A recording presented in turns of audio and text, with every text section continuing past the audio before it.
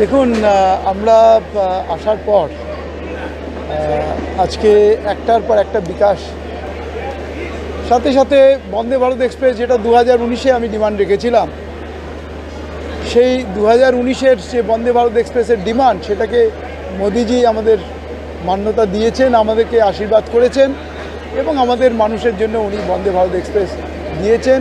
হাওড়া তার যে বিকশিত ভারতবর্ষ গড়ার লক্ষ্যে তার যে উদ্যোগ, সেই উদ্যোগের আরেকটা কাজ সূচনা হলো আমাদের তৃতীয় বন্দে ভারত এক্সপ্রেসের উদ্বোধনের মাধ্যমে।